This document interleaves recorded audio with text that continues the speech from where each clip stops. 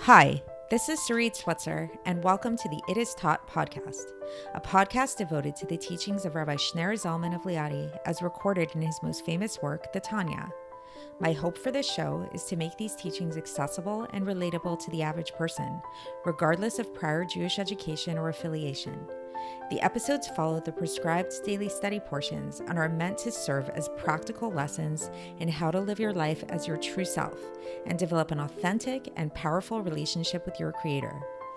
I have personally experienced the effects the study of this work has had on me, and I'm excited to share what I can of this knowledge with you. So please join me on this journey of learning, self-growth, and connection with your source.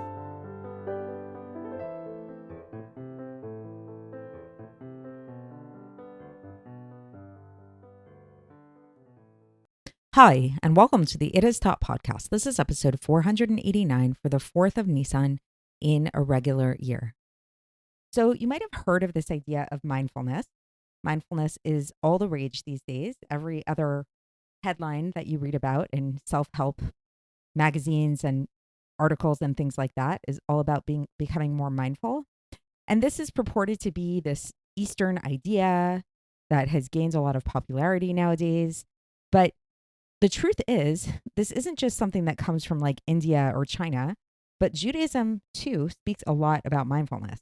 And this is going to be the topic of today, the topic of what we call in Hebrew, kavana, otherwise translated as intention. And now just for context, we are still in the middle of chapter 38 of Likkutei Amarim. And so if you've been following with us so far for the past few episodes, and please go back and catch up if you haven't already, this idea of intention might kind of seem to be a little bit out of context in terms of what we've been talking about. And it might seem that so far with everything that we've learned to be a little bit irrelevant. And so why do I say this? So if you recall, what we've learned so far is that the main idea of the mitzvahs is the action of the mitzvahs. So we did talk about a little bit, how studying Torah is really important.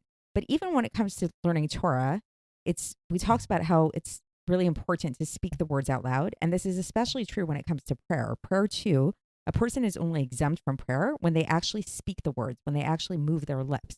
So really in Judaism, there's this idea of the action really being the main point and what it is that allows a person to fulfill God's will here in the world. And this is because, as we mentioned, the whole purpose of creation was not just for spirituality, not for the godly soul, but rather it's for the physical world, for the physical body, and for the animal soul to come here and manifest and bring godliness down here. So it's a very physical type of thing. It's all about our actions and what we do. And what we also learned about, which was in yesterday's podcast, which is really kind of like a very mind-blowing thing if you really think about it, is that when we think what it is that we think about spirituality, so to speak, which is kind of the realm that I would put intention or mindfulness into, is maybe the realm of the spiritual, because it's not something so tangible. When we talk having intention, being mindful, these are more like spiritual kind of endeavors. So what we learned yesterday is that spirituality and physicality are actually not as different as we might think. And they actually have a lot more in common than they do not, in the sense that they both are lower levels of manifestation of God. They both conceal godliness. They both come from the same place, ultimately, which is klipas noga. So klipas noga, again, is this luminous husk which conceals godliness in the world. So everything in the world, including our souls, and including the souls of all living creatures, and again, when we're talking about our souls, we mean specifically the animating soul, what we refer to as the animal soul. This is the animating force in our body. All of these things are all our animating soul, and the life force within all things in the world are really of this world. And they are really not to be confused with pure, unadulterated godliness. They're very, very much compromised. So everything that we experience in this world, whether it's physical, whether it's spiritual, is really ultimately coming from a very, very constricted place within God. However, what we'll learn about today, and this is the focus of today's class, is how, while this might be true, that on an essential level, the spirit and the physical are really one and the same in terms of where they are coming from and their core, like, original makeup. However, what they are manifesting, the way that they manifest, the extent of what they're manifesting is going to be really, really different. And the way that the Alter Rebbe is going to illustrate this is by giving an analogy of the different types of creation in the world, the different orders of creation in the world. And so according to Jewish thought, specifically, especially in more like kind of mystical writings, the order of the universe is really divided into 4 categories. There's a category of the inanimate objects, like the rocks, the minerals, and those kind of things. Then there's the order of the vegetative, like plant life and things like that. And then there's the order of animal life. And then there's the order of the human being. And what the Alter Rebbe will explain is that while all of these are creations, so they are all coming from the same place, namely that Klippas Toga, nevertheless, it's very apparent to our physical eyes, and this is something that we see and perceive, that the life force within them, the way that life force manifests to a way that's overt in a revelatory way to the world is really, really, really different. Like rocks just sit there. They don't do anything. They don't move at all. They don't grow or anything like that. Plants grow, but they don't move. They can't like walk around. Animals do have the power of movement, but they can't speak. Humans do have that ability to speak. So each one is on a different level in terms of their ability to reveal. And what the Alter Rebbe will explain is that this is comparable to the difference between when we do mitzvahs with intention and when we do mitzvahs without intention.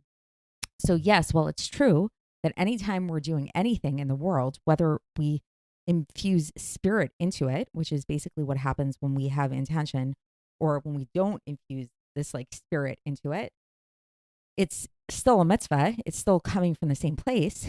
However, the revelation that happens, what the extent of godliness that we're revealing through this action is totally different. So let's get into the text and see how the Alter Rebbe explains this in his words. And then maybe we can sum it up at the end. So here we go. So the Alter Rebbe says, and again, this is a continuation from the last time. So the Alter Rebbe, he gave us a little introduction to this topic last time where he talks about this idea that while the body and the soul do share the same compromised light in the sense that they both have within them a very hidden and concealed aspect of God's light within them, the way in which they reveal this light, the way this light becomes revealed within them is different. So here the Alter Rebbe says, because in a physical body, as well as in the inanimate objects, like actual inanimate objects, for example, rocks and dirt, then this revelation is in a way of tzimtzum, of a very, very strong tzimtzum, a very strong contraction, that there is nothing like it in anything else. And the vitality, the life force that's contained within these inanimate objects is extremely minute, to the point that it doesn't even have the power of growth. And then when it comes to the vegetative, to the tzomech, then this revelation is not as constricted to the same way, because we see that vegetative things, they do manifest a little bit more life force in them. Like we can see, when you look at a rock versus you look at a plant, the plant looks more alive. The plant appears to be more alive because the plant is growing. The rock is not. And now in a general sense, says the Alter Rebbe, there are 4 general categories, or 4 levels we can think of them. So there's the domem, which is the inanimate level. Then there's the tzomech, which is the vegetative level. There's the chai, which is the animal level. And then there's the medaber, the human level, which is literally, for a bigger discussion for another time, but it literally means the speaker. So the human being is called the speaker because it's a uniquely human quality, the capacity to speak and to have language. And these 4 categories, these 4 levels, parallel the 4 letters of the name of God, the name of Havaya. This is the tetragrammaton, which has the 4 letters of Yud, K, and Vav, and K. The Yud and the He and the Vav and the He. And from those 4 letters, they are influenced. So we know that God's name basically created all of creation. And just like there is no comparison at all to the revelation that comes from that comes out through the vitality that is found within the inanimate object and the vegetative object, to the vitality and to the revelation that comes out in the animal and in the human. So right, so there's a really big difference between, like, if you look at like plant life and rocks and things like that, and then you look at humans and animals, there's a very big difference between life force between them. Like we don't feel bad, for example, when we eat a carrot, right? Like there aren't any, you have a lot of vegetarians in the world who feel bad about eating animals because they feel kind of like an affinity to animals. People don't feel the same way about eating carrots or about eating salt and minerals and things like that, right? So this is because the vitality within them is manifest in a really different way. It's not as apparent, it's not as overt. So even though they all have the same light within them, and the same light that's found within them is, again, it's in a way of concealment, and it's vested in one vestment. And what is this vestment that it's vested within? Is the vestment of Noga, Klipas Noga, this luminous klipa. So again, this is something we learned about more in the past couple of episodes. Please go back and listen if you haven't, which is, about this whole idea that really the light that's found within any living object, any object, any creature in the world is this compromised light of Noga. So just the same way that there is this discrepancy, there's this dichotomy between the different levels, and we see this difference between the tomech, the vegetative and the inanimate versus the animal and the person. So too, says the Alter Rebbe, is there no parallel at all that we can make between the revelation and the drawing down of light that comes from a way of the inner part of God's will that does not have concealment and any vestments at all, that is revealed in the actual mitzvahs. So, meaning to say, so let's just talk about that for a second, is that, so again, so there's God's light, right? And we talked about how all of the creatures in the world all contain within them God's light, but it's contained within them in a very concealed way. Versus when it comes to the mitzvahs are this really unique thing because they directly come from God's will. So they are actually God's light without concealment. They are a more pure example of God's light. It's like, what is God's light? God's light, God's inner will is the mitzvah. So the same way that when it comes to the concealed version of God's light, we see that there are these different levels. There's the level of the inanimate and the vegetative versus the human and the animal and things like that. So too, are there these different levels of revelation that happen when it comes to the inner aspect of God's light. So this is so, and now the Alter Rebbe stipulates that this is not only true when we're talking about just like the physical mitzvahs that we think of as being physical, like lighting Shabbos candles, putting on tefillin, things like that, but so too does this apply to the mitzvahs that have to do with speech, where we use our mouth without intention, which is considered as if it's like action.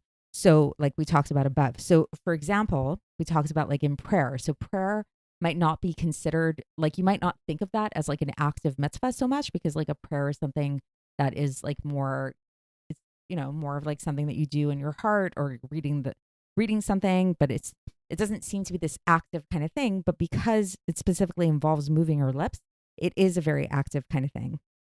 And so when we talk about these kind of mitzvahs, whether it's like overtly physical mitzvahs versus more mitzvahs that have to do with speech, which are still in the realm of the physical, then the Alter Rebbe says that there's a very, very big difference between the light that is manifest, that is drawn down when doing these mitzvahs, that comes down when somebody does these mitzvahs without kavana versus when they are done with kavana. And what does it mean for somebody to do these mitzvahs with kavana, with intention, is when a person has the intention in doing these mitzvahs to connect to God through doing his will, because God and his will are one. And so too is this the case if somebody has intention, kavana, during prayer and saying Shema and saying the brachos and all the brachos, that if a person has the intention while they're doing this to connect their minds and their intellect to God, then this has a very different effect. So this is the end of the section today. So let's just talk about that a little bit. So basically what the Alter Rebbe is saying is that there's two main ways that a person can go about doing mitzvahs. A person can go about doing mitzvahs in a way that is just kind of like without any specific intention. Like it's just like, we're supposed to do these mitzvahs, so we do the mitzvahs. I keep Shabbos, I light Shabbos candles, I eat kosher, I pray in the morning because I have to pray. Maybe I pray 3 times a day, and we're praying and we're just going through the motions, which is, it's fine. It's doing God's will. But then the amount of revelation that comes about when a person prays and when a person does these mitzvahs with intention behind it, with a sense of mindfulness, so to speak, like when we talk, bringing it back to what we talked about in the beginning, When a person really engages in these actions in a really mindful way, this mindfulness itself imbues these acts with an entirely new level of revelation. And what the Alter Rebbe taught us today is really a very mind-blowing thing if you think about it, is that the difference between doing these actions in a mindful way with intention, and specifically what is the intention we should have, is like an awareness of the facts that these things that we're doing are connecting us with God, and that we want to be connected with God, and that these things are a manifestation of God's will, and they are God's will. So when we have this intention, when we do these things, this is really the difference. Having intention versus not having the intention is the difference between a rock and a plant versus an animal and a human. That's the difference. So it's like the same way that you might think of a rock and a plant, you clearly see them as different categories versus an animal and a human in terms of the life force that they manifest into the world. This is the difference between when you do a mitzvah without intention versus when you do a mitzvah with intention. So while it's true that regardless of how you do a mitzvah, you are still doing that mitzvah, just like regardless of what creature it is still a creature and it comes from the same place. Nevertheless, the level of revelation, the extent of the revelation is going to be really different with each one. So that is it for today, and we will continue along these lines tomorrow, and I will see you then.